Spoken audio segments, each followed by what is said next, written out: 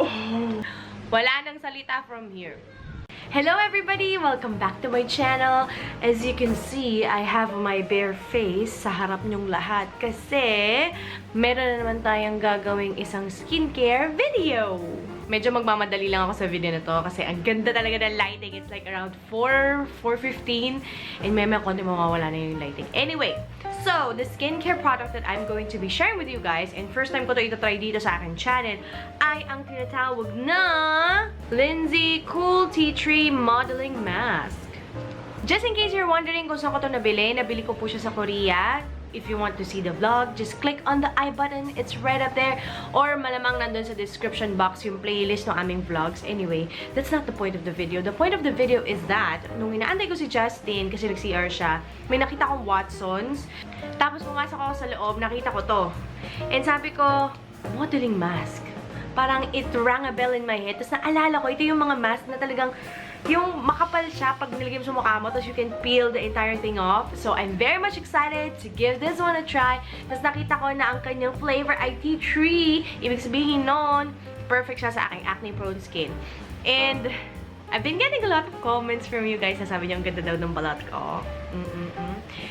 Ganyan talaga ang skin ko bago ako magkaroon ng period. Malamang in just 3 days, kasi katatapos ko lang nun. Mga 2 to 3 days, magkakaroon na ako ulit ng tigyawan. Anyway, so without further ado, let's get started! Ito yung itsura ng mask. Nakalagay siya sa plastic cup. Tapos meron siyang takip. Pwede mo siyang i-peel off. And then, bubungad sa'yo yung actual mask in powder form. To be honest guys, sobrang bango niya. Meron siyang may pagka-menthol na amoy.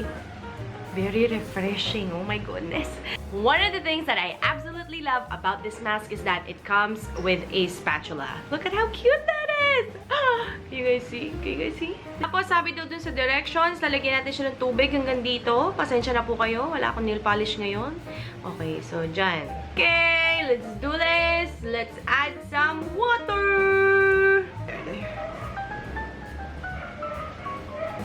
Wow. Tama ba? Since this is a modeling mask, we really have to work very quickly kasi baka mag-set na siya. So, haluin ko lang siya. Wow!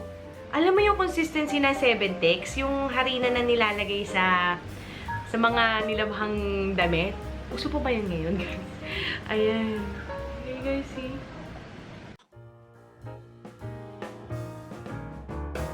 Ayan yung itsura niya, Tapos, haluin ko lang siya na mabilis kasi may mga lumps pa. Oh, grabe ang bango ng amoy niya. Nakakatuwa. Okay, ready na siguro to. Okay, let's do this. Start sa forehead. Woo! Ay, ang sarap ng pakiramdam. Para ako naglalagay ng whipped cream sa mukha. So, habang pinapahid ko yung mask sa mukha ko, kailangan constantly hinahalo ko siya. Kasi natatakot ako baka mag-set siya. I am actually enjoying this. This smells really good.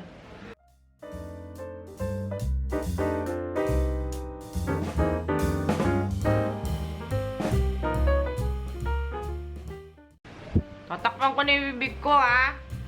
This is it, guys. Wala nang salita from here. Wala nang salita from here.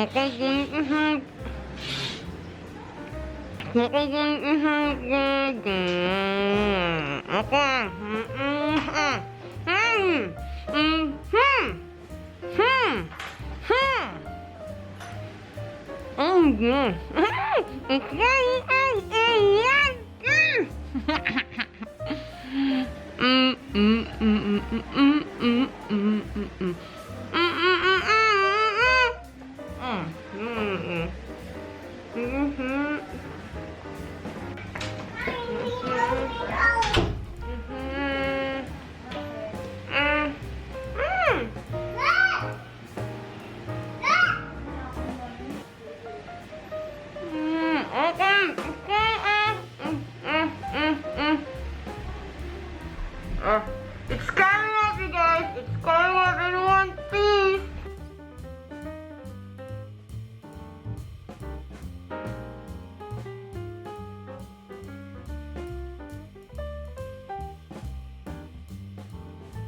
Manipis yung lagay mo, nagpupulbos, tapos dumidikit siya sa mga maliliit na buhok. Okay. So, I'm just using my thumb para at least matanggal ko siya na isang buo. Ay, madali siya natanggal sa mata ko. Ah! Amazing! Teka, konti na lang. Ah! Ay, napulit pa! Ah! Ah! All that success, guys. See? See that?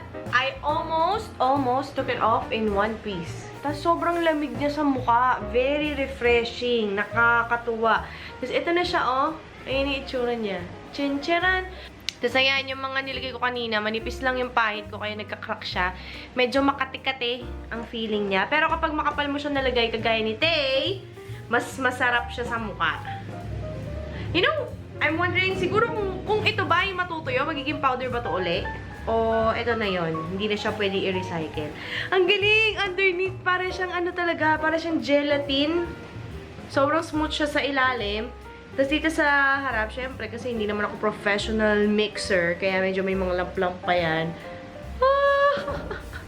You see that, guys? You see that? I think yung mga maliliit na yon, kaya amoy, ano siya, kaya amoy natural siya. Feeling ko yun yung tea tree.